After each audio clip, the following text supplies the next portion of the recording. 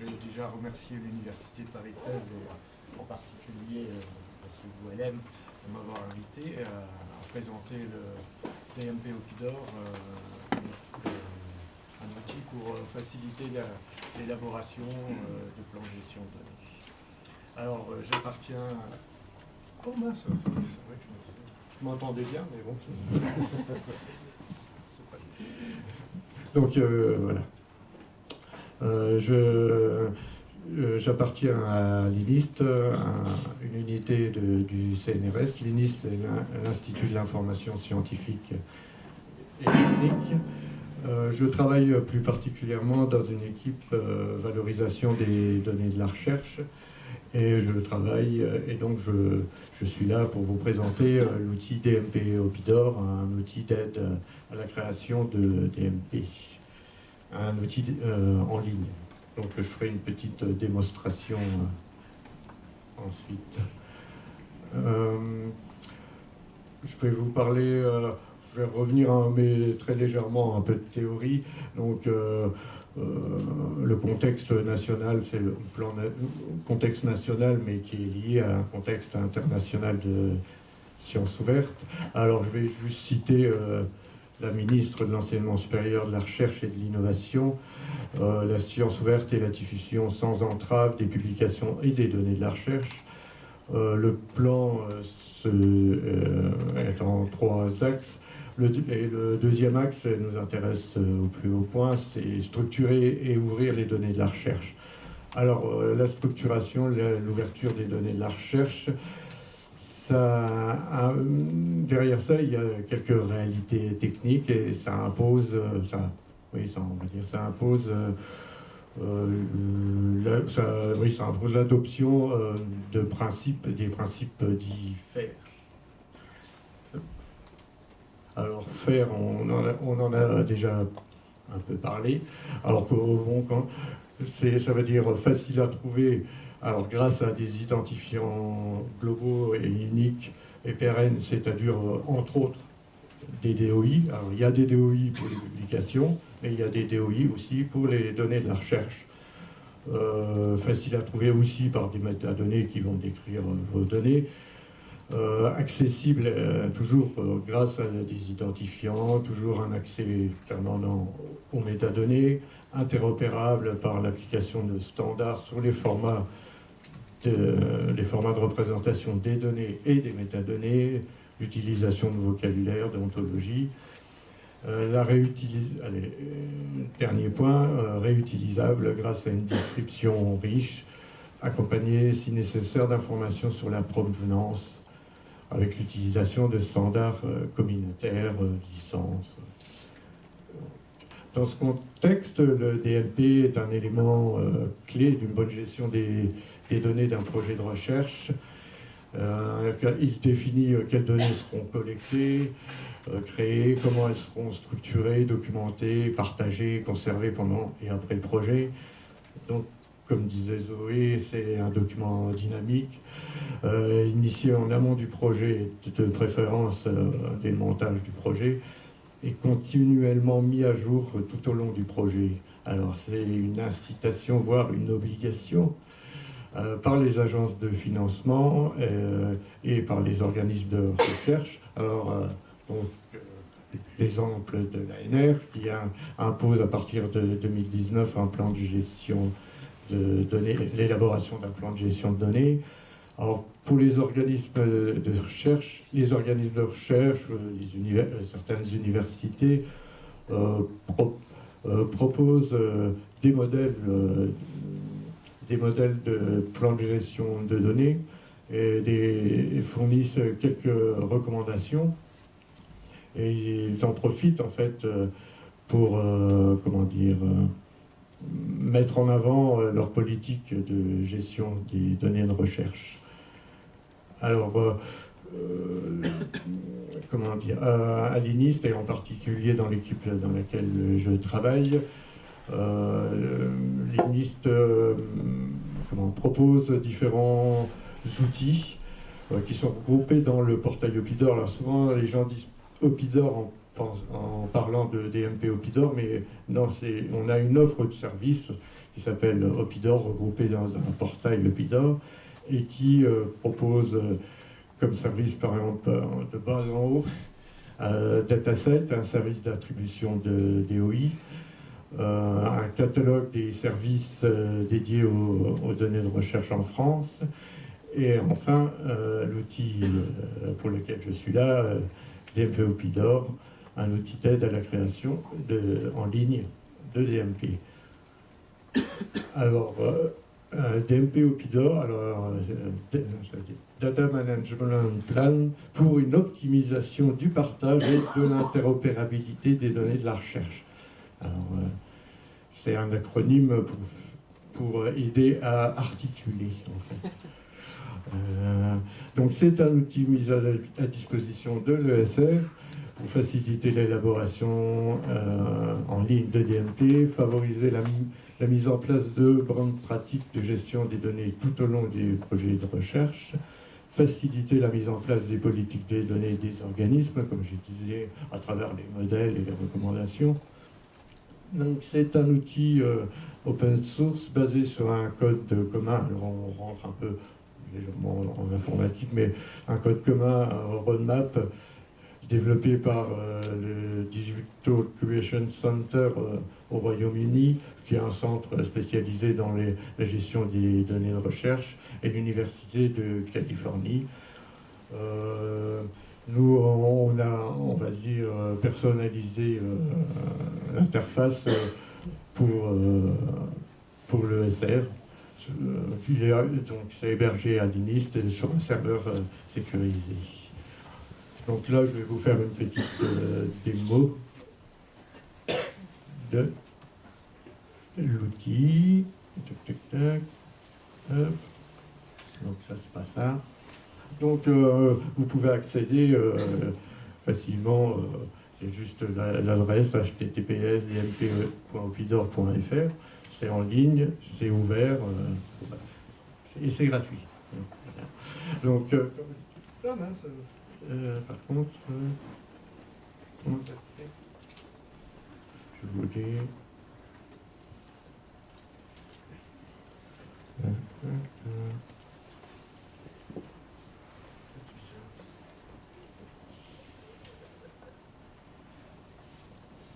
C'est juste que. Karim, on a un problème de. Il faut vérifier si elle a bien la On a un problème de connexion, je crois. Oui, parce que j'avais ouvert et ça marche. C'est peut-être parce que je suis toujours.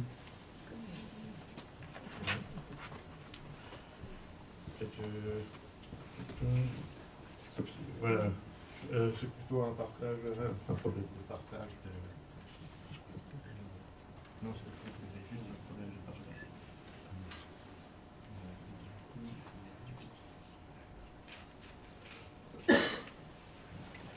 Allez, voilà.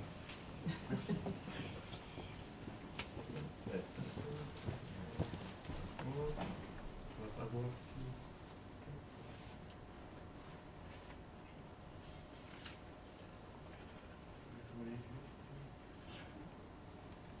Mais par contre, excusez-moi.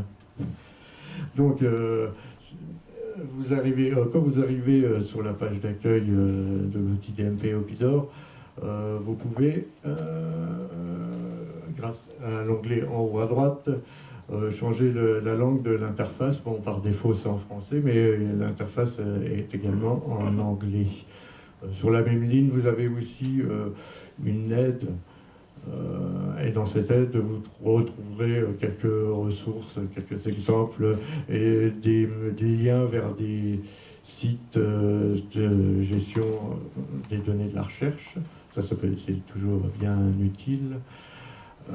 Sur le pied de page ou le footer, vous avez accès ici en bas, vous avez accès à la liste de discussion de l'outil DMP Opidor.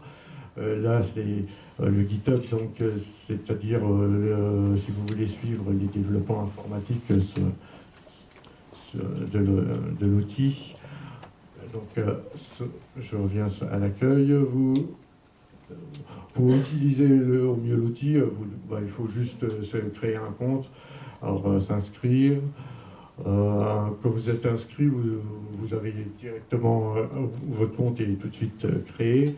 Ensuite, quand vous voulez vous reconnecter, soit vous vous connectez avec vos identifiants que vous avez utilisés au moment de la création, ou avec l'authentification institutionnelle.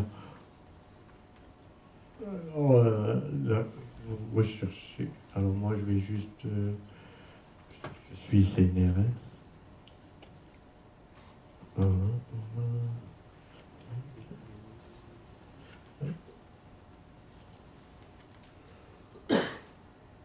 Donc, je vais juste mettre mes identifiants.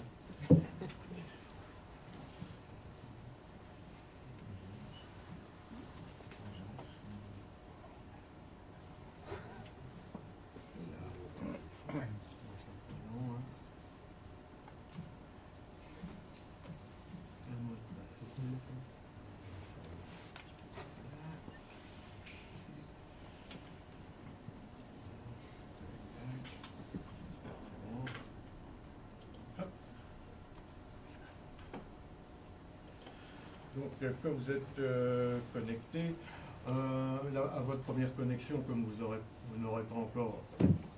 À votre première connexion, comme vous n'aurez pas encore créé de plan de gestion, vous n'arriverez pas sur un tableau de bord, mais vous arriverez directement sur la fonctionnalité créer un plan. Alors, quand vous arrivez là, vous pouvez déjà modifier votre profil.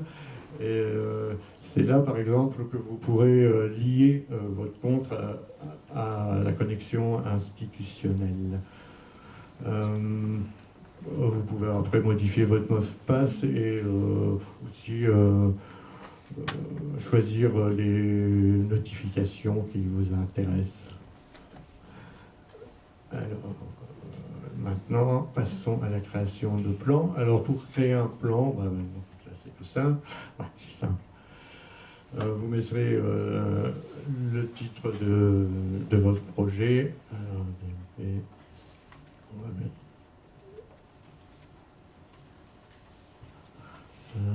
hop. Oui, ben non, c'est pas très bien écrit, c'est pas grave.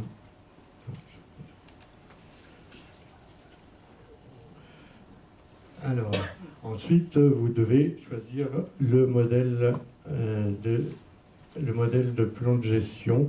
Alors, dans l'outil, il y a différents modèles, il y a différents organismes et aussi des agents de financement qui ont développé, qui proposent des modèles de plan de gestion.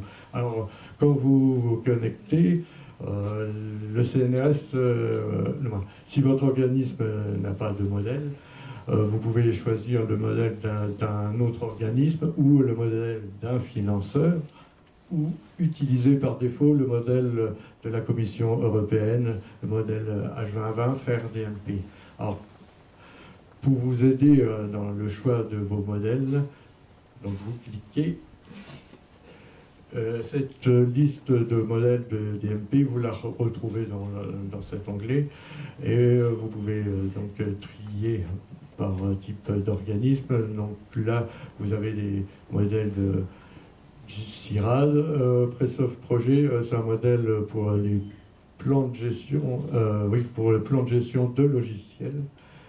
Vous avez Paris Descartes, Paris Diderot. Bon, vous avez donc le modèle de financeur également. Pour l'instant, c'est la Commission européenne, H2020 et l'ERC. Et bientôt, Zoé a dit en juillet, nous aurons le modèle. Donc ça fera du travail aussi pour DMP, etc. Donc à partir de cette liste, vous pouvez alors soit télécharger, si vous avez envie de voir à quoi correspond le modèle, vous pouvez télécharger ce modèle, mais vous pouvez directement, par le petit plus, vous pouvez directement créer un modèle, un plan de gestion de données à partir du modèle que vous voulez, si vous êtes connecté bien sûr, ou ou également copier le lien vers le modèle, par exemple sur une page web, si vous le souhaitez. Donc je retourne, j'ai fait une petite erreur, mais c'est pas grave. J'avais noté un titre, mais bon, voilà. Et, allez, on recommence. Donc, je vais choisir le modèle de l'INRA.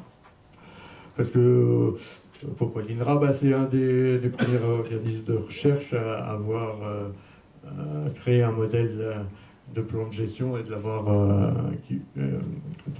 implémenté sur notre outil. Donc, c'est pour rendre hommage à l'INRA. Donc, et en plus, l'INRA possède plusieurs modèles. Donc, vous pouvez, donc là, je vais choisir le modèle générique. Et je crée un plan. Et donc, vous arrivez sur une page de renseignement, on va dire renseignement plus ou moins administratif. Elle a un point important, la sélection de recommandations. Par défaut, comme j'ai choisi le modèle de l'INRA, j'ai les recommandations de l'INRA, mais d'autres organismes on propose des recommandations. Donc je peux choisir aussi université, Paris Descartes. Je sauvegarde et j'arrive sur une vue d'ensemble avec les différentes sections et les différentes questions auxquelles vous devrez répondre. Et là, à partir de là ou là, vous pouvez commencer la rédaction de votre plan de gestion. Là, c'est ce qu'on appelle les sections, ou rubriques, comme vous voulez. Et à l'intérieur, vous cliquez, et là, vous avez sur la gauche donc, les questions, avec un bloc de texte et un éditeur assez simple, on va dire. Vous pouvez rajouter des tableaux, rajouter des liens. Alors les liens, c'est soit un mail, soit un lien internet, et puis après quelques listes, des listes à puces. Donc là, c'est pour rédiger. Vous pouvez également partager des commentaires avec vos collaborateurs, mais pour partager des commentaires avec des collaborateurs, il faut avoir partagé son plan de gestion avec un collaborateur, et je vous montrerai ça juste après. Alors, ce qu'on entend par recommandation, par exemple, à la question quel type de métadonnées seront produites pour accompagner les données, l'INRA donne quelques recommandations et renvoie vers vers son site de data partage et vers quelques... Donc là, c'est le site de l'INRA data partage sur la gestion, j'accepte, la gestion et le partage des données scientifiques, et elle donne quelques exemples de standards de métadonnées dans le domaine qui l'intéresse, dans les sciences de la vie.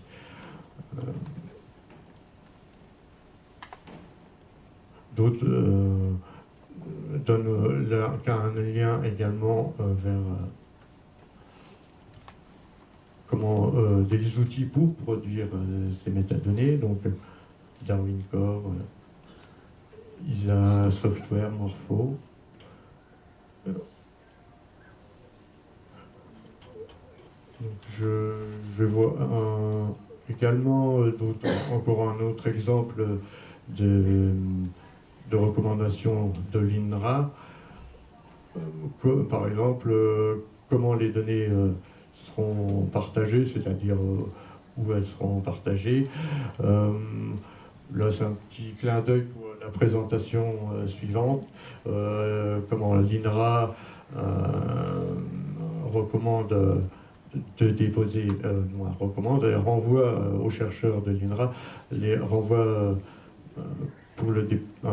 les renvoie vers le portail Data INRA pour le dépôt de leurs données de recherche. Donc là, je vais juste vous montrer le lien vers l'entrepôt de données de l'INRA, mais qui sera présenté juste après moi. Donc, quand vous avez commencé à remplir votre DMP, vous pouvez le partager avec d'autres collaborateurs. Donc, donc là, c'est facile, vous partagez et vous rentrez le courriel de votre collaborateur et vous lui donnez des droits. Alors, soit copropriétaire, donc il peut modifier le DMP, changer sa visibilité, on va voir ce que c'est, ajouter d'autres collaborateurs. En éditeur, il peut commenter, effectuer des changements. Et en lecture, juste le lire et mettre quelques commentaires. Là, je viens de parler juste de la visibilité. Alors, quand vous créez un plan de gestion de données, il vous appartient et par défaut, il est visible que par vous et par les collaborateurs aussi avec qui vous avez partagé le DMP. Et vous pouvez le rendre aussi visible à l'administrateur. Par exemple, si vous êtes INRA, vous pouvez le rendre visible à l'administrateur INRA de l'outil, à l'organisme, et vous pouvez le rendre public, visible par tous, et vous le retrouverez dans cet onglet. Alors pour l'instant, il n'y a pas beaucoup de chercheurs qui rendent public leur DMP. Bon, là, il y a trois plans de gestion qui sont visibles par toute personne qui utilise DMP au Pidor. Là, c'est vraiment public. Donc, je reviens juste en arrière. Et également, une autre fonctionnalité. Alors, pareil, qui n'est pas disponible tout le temps, c'est si un organisme de recherche est administrateur de l'outil et qu'il a activé cette fonctionnalité, vous pouvez demander de l'assistance conseil. Alors, je crois que l'INRA a activé, je ne sais pas si je dis peut-être des bêtises, mais je crois que l'INRA a activé cette demande d'assistance conseil. Donc, derrière ça, il sera envoyé un message à des services d'accompagnement qui peuvent être des services juridiques, les bibliothèques, les services IST, des informaticiens. Donc, après, quand vous avez rédigé votre DMP, vous pouvez télécharger en différents formats. Pour l'instant, PDF, DocX, HTML. Bon, HTML, je ne sais pas trop à quoi ça peut servir, mais PDF et DocX. Donc voilà, je pense que à ce niveau-là, je dois avoir terminé. Ah non, je voudrais revenir sur le tableau de bord. Quand vous avez créé un DMP, vous pouvez retrouver, vous le retrouverez donc dans votre tableau de bord, et vous pourrez donc le modifier, le partager, le télécharger, le supprimer et créer une copie. Alors je mets un petit peu l'accent sur cette fonctionnalité parce que l'outil ne gère pas ce qu'on appelle le versionning. Donc à chaque fois que vous modifiez votre plan de gestion de données, ça écrase. Il n'y a pas de version 1, version 2, version 3. Donc je vous conseille pour l'instant de créer une copie. Et par exemple, voilà, copie.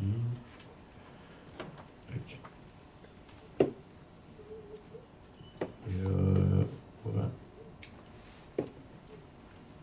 Intermédiaire.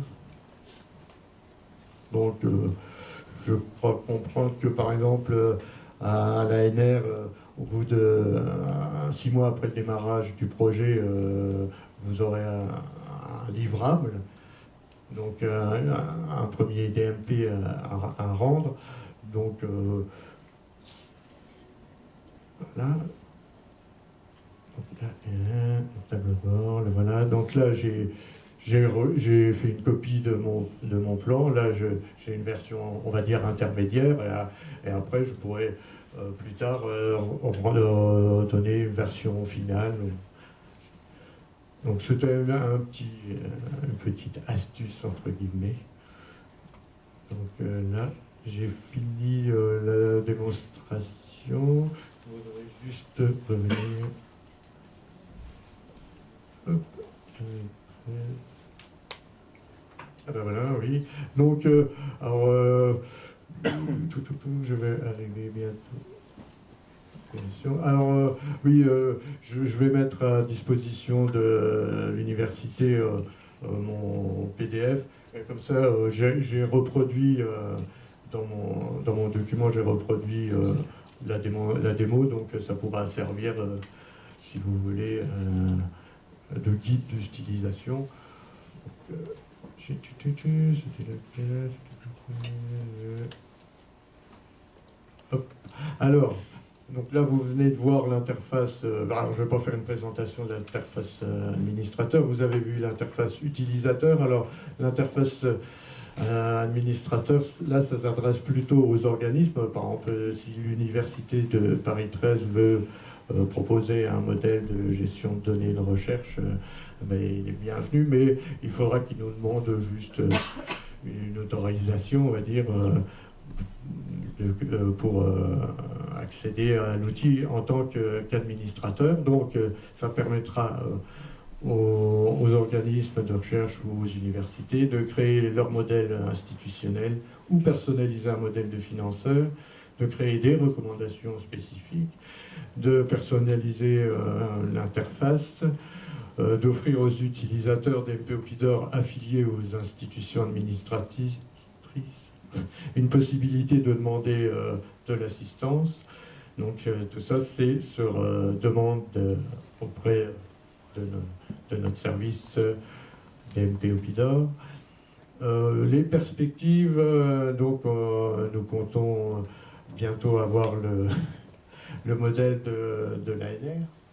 Bientôt, Zoé a dit en juillet. Au niveau de l'outil, l'amélioration de quelques fonctionnalités, avec entre autres prochainement, au mois de juin peut-être, une fonctionnalité de duplication de la description des jeux de données.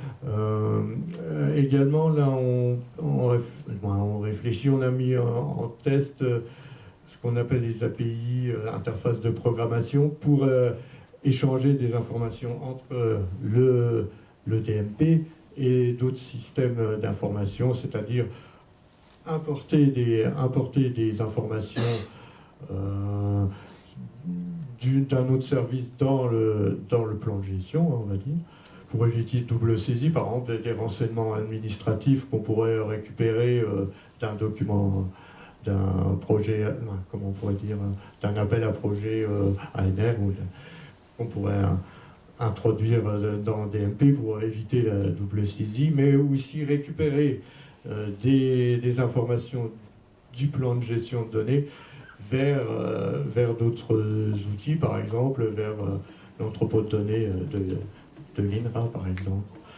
Donc il y a aussi pas mal de réflexions internationales à travers deux groupes de travail de la RDA, Results Data Alliance, donc pour standardiser la structure du DMP et tendre vers un DMP Machine Actionable.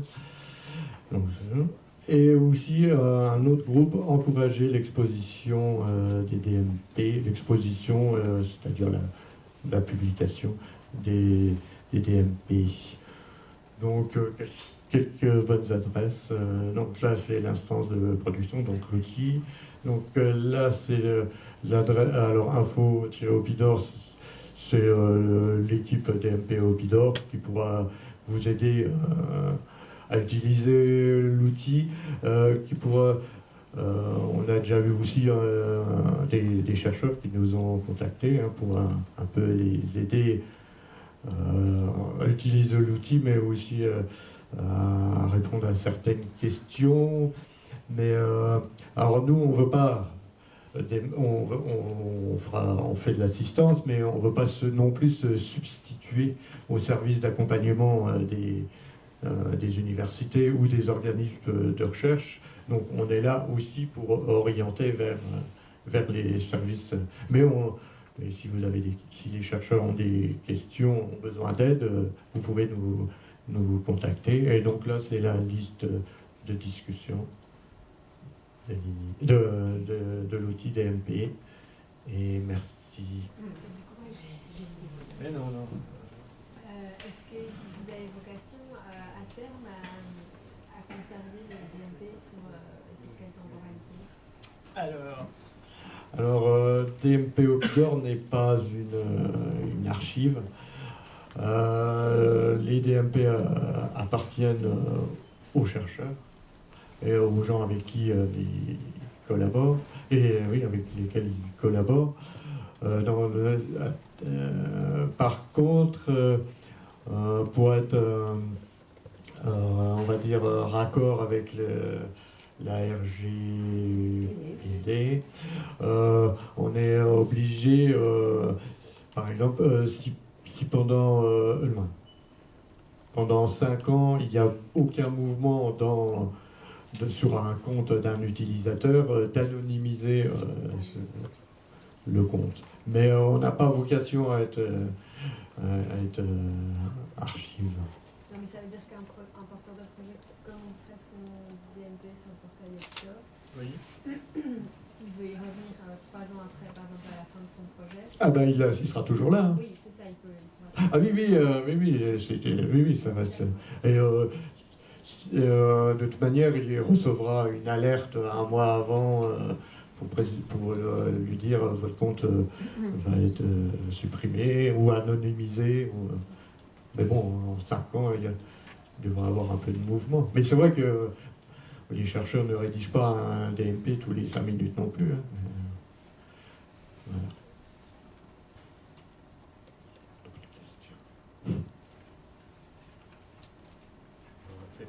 Peut-être insister sur le fait que dans le cadre justement des financements européens, insister peut-être sur le fait que dans le cadre des financements européens, donc les DMP sont obligatoires aujourd'hui. Oui. Donc, parce que la plupart de ces trames d'ailleurs ont une origine, on va dire, européenne.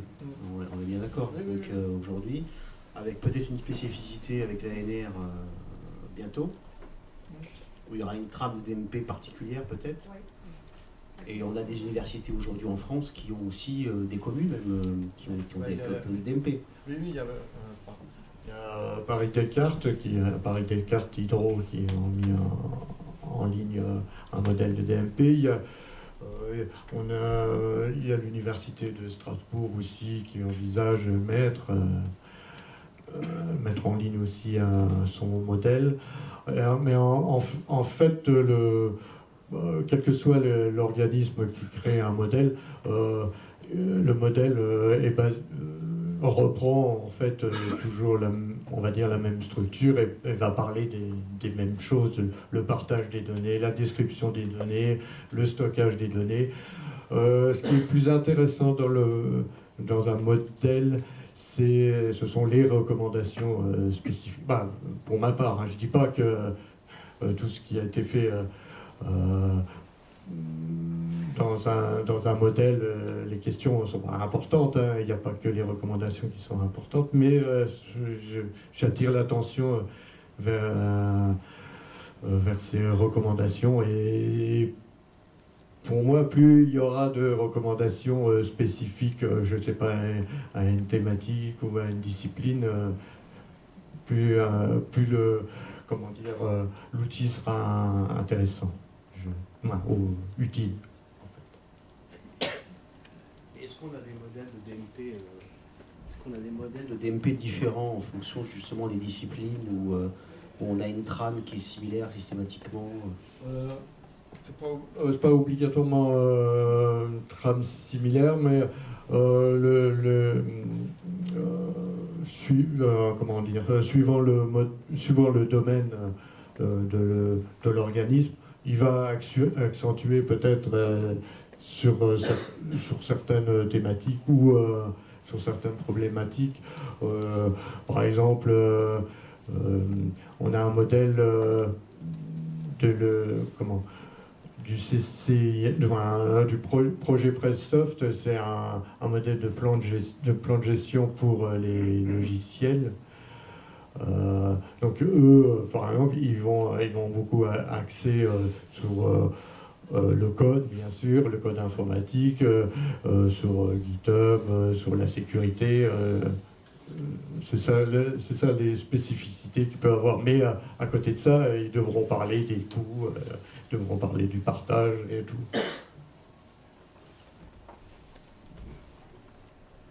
D'autres questions?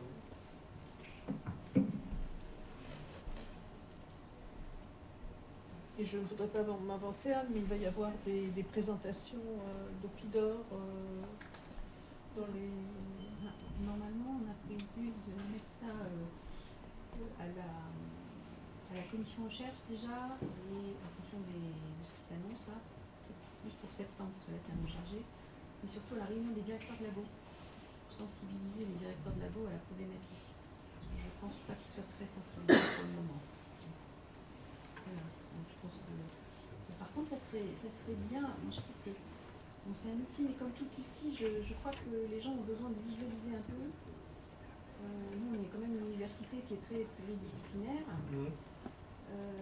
Ça serait bien que les gens aient la possibilité de voir un peu ce que ça peut donner en fonction des thématiques. Autant je suis persuadée que ceux qui ont l'habitude de déposer des projets européens, ils sont formatés. Autant ceux qui ont moins l'habitude, certains champs disciplinaires chez nous ont peu l'habitude d'aller sur ce genre de projet. Montrer ce qu'est un BMP, quelle est l'utilité en partant de choses un peu concrètes, me semble peut-être plus parlant. Oui, mais oui, là, il faudrait faire, pour le coup, des ateliers, on va dire, pratiques. Là, je suis intervenu pour montrer... Non, je ne prends pas ça pour une... Non, mais oui, il y a différents types d'interventions qui peuvent être... faites. Mais c'est vrai que je note quand même. Voilà, parce que vous avez dans la livre qui a une très bonne ressource pédagogique sur qu'est-ce que c'est un BNP, à quoi ça sert. Ils font des espèces des petites fiches thématiques qui peuvent être lues en 1 minute ou 2 minutes, parce que c'est leur objectif, faire des fiches très, très courtes. Et ils ont des petites vidéos pareilles qui sont très courtes et franchement elles sont assez bien réalisées, je trouve. Mais ça c'est vrai que ça peut être intéressant, par exemple, quand on forme les doctorants, il y en a beaucoup qui sont là, donc ils ont l'habitude de ce genre d'outils.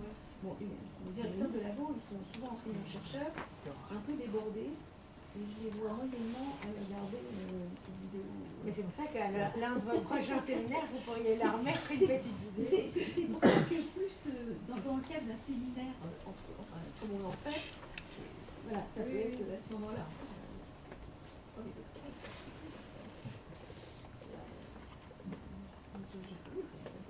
On en a parlé en commission de recherche, le sujet qu'on commençait à aborder, et l'idée de la thématique, et on peut aller plus loin.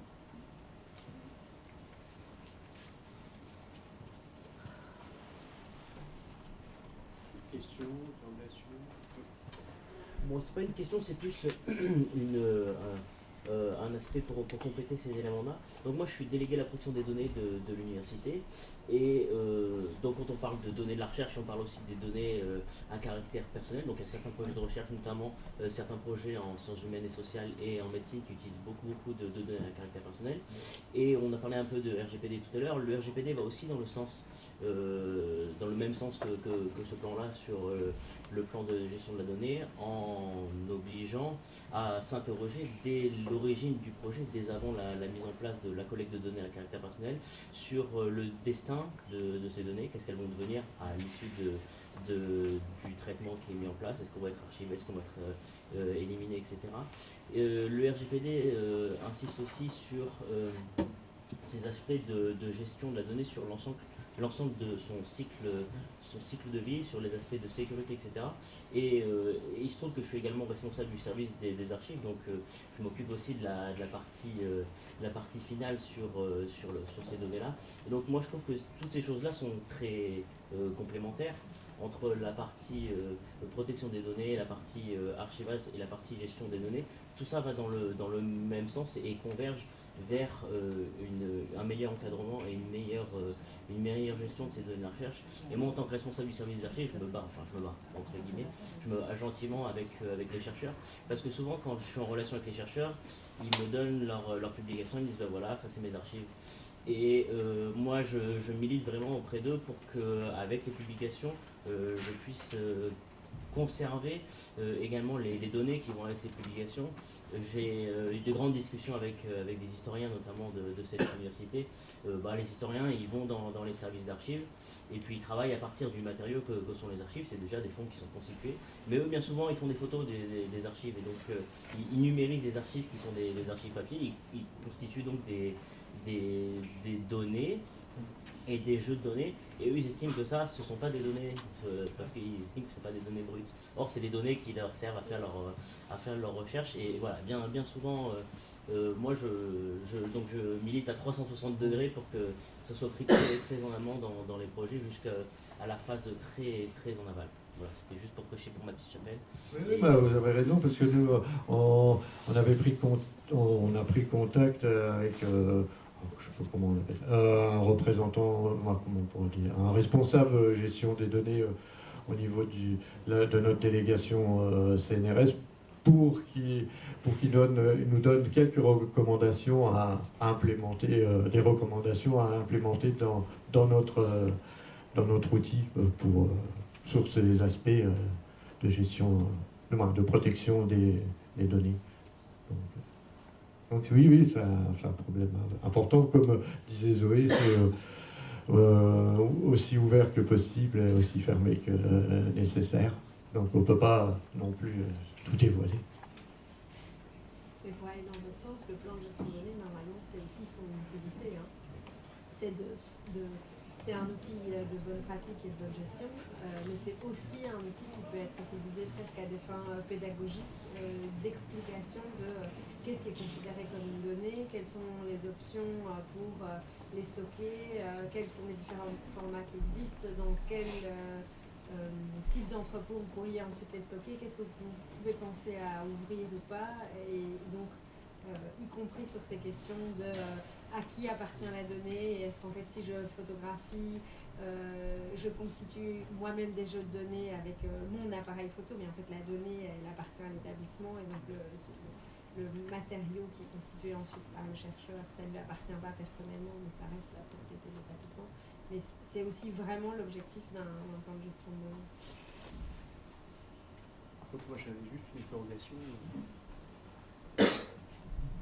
Il y avait déjà eu une présentation en fait DMP ici par Nathalie Rabonnet, qui était venue de Paris 7, qui avait présenté le DMP de P7 et de P5, dans le souvenir.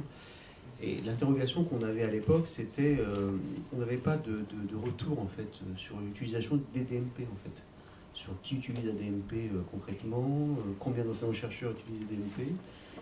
Alors là, pour le coup, je ne sais pas si avec l'outil DMP Opidor, on peut avoir ce type de statistiques. Mais en tout cas, à l'époque, on n'avait pas en tout cas le profil des enseignants qui utilisent des DMP, et on n'avait pas le nombre en fait d'enseignants-chercheurs ou de doctorants qui utilisent les DMP. Donc ça, c'est aussi un vrai souci. Enfin, Je peux juste vous dire que dans l'outil, il y a à peu près 2000 comptes qui ont été créés. Alors, après, ça ne veut pas dire que c'est 2000 chercheurs mais bon, qui sont venus, qui se sont inscrits, qui ont... Après, on ne va pas voir s'ils ont créé des comptes, créé des DMP ou pas. Hein. Mais voilà, oui. Mais là, on ne peut pas trop faire trop de statistiques, quand même. Moi, à mon niveau, avec l'outil, non. C'est peut-être... après, peut-être la ANR peut faire... À partir du moment où nous, on n'avait pas d'obligation, on ne Comme on dépasse ce livrable-là, il y a peu de projets qui... il y a des projets qui le joignaient en tant qu'annexe, mais on ne peut pas vraiment faire, c'est pas du tout représentatif. Parce que concrètement, par exemple sur P7, P5, on a un DMP qui est en ligne, qui est donc qui est utilisable par les institutions de recherche, par la communauté scientifique de P7, mais concrètement, vous prenez la direction d'appui à la recherche de Paris 7, ils n'ont pas de statistiques sur qui utilise le DMP en question. Il n'y a pas de retour, il n'y a pas d'outils en fait qui permettent derrière de... Alors, dans DMP Opidor, il y a quand même quelques petites fonctionnalités pour, on va dire, les administrateurs de l'outil. Par exemple, si...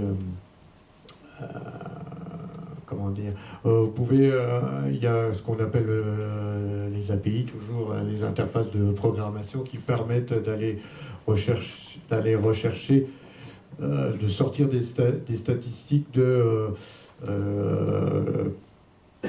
combien de fois a été utilisé le modèle. Voilà. Et concrètement, moi, quand j'avais interrogé les collègues de P5 et de P7, donc on a un DMP qui est en ligne, mais est-il utilisé ou pas? On ne sait pas. Ah oui. Donc c'est quand même problématique. Alors, il y a la différence entre les DMP et les jeux de données eux-mêmes. Non, moi je parle des DMP. Moi, Les DMP. moi je parle Les- des DMP. Et Du pour les modèle jeux de DMP. Et du modèle. ouais. Je parle Et du modèle DMP. D'accord. Et les jeux de données ensuite, est-ce qu'il est prévu quelque chose pour les jeux de données? Parce qu'il y a la gestion des données elles-mêmes qui sont... Est-ce qu'elles relèvent, les données elles-mêmes relèvent de chaque établissement? Est-ce qu'il est bien un projet national de TIPAL où est-ce que les données peuvent être versées dans HAL? Qu'est-ce qu'elles deviennent elles-mêmes, les données? Comment est-ce qu'elles sont ensuite? Ah, voilà, là, on entre dans un autre sujet. Au cours pendant la rédaction du DMP, le chercheur, l'équipe de recherche doit aussi réfléchir à où il va déposer ces données. Alors après, ça dépend aussi de la politique de l'organisme de recherche ou de l'université. Il peut avoir un entrepôt institutionnel. S'il n'y a pas d'entrepôt institutionnel, le chercheur il doit essayer de trouver un entrepôt thématique. S'il n'y a pas d'entrepôt thématique, il y a des entrepôts de type généraliste comme Zenodo. Zenodo est un entrepôt de données, on va dire, recommandé par la Commission européenne, en fait. D'ailleurs, la Commission européenne a mis de l'argent dedans, d'ailleurs. Après, oui, tout dépend de la politique de gestion des données de l'établissement. Mais dans le cadre du plan S, on n'a pas prévu un immense... Je ne veux pas... Le plan S, il ne concerne que le libre accès aux publications. Aux publications, Pas de voilà. données. Après, il recommande de joindre les jeux de données, etc. Mais le plan S, le cœur du plan S, c'est uniquement le libre accès aux publications. Après, concernant le second volet du plan national, donc sur les données et les données de la recherche, et cette volonté de mettre en place des plans de gestion de données en vue ensuite de promouvoir une ouverture autant que possible des jeux de données et tout ça selon les principes FAIR, c'est qu'on s'est rendu compte aujourd'hui qu'il y a très peu de jeux de données qui sont aujourd'hui publics, et donc il y en a très peu qui sont justement facilement accessibles, identifiables, etc. C'est pour ça qu'il y a toute ces besoins de demander des identifiants pérennes. Et donc aujourd'hui, on voit que, je ne les retrouve pas là parce que je ne suis pas connectée, mais il y a des chiffres qui ont été donnés, donc il faudrait que je les retrouve sur en fait, la très faible disponibilité des jeux de données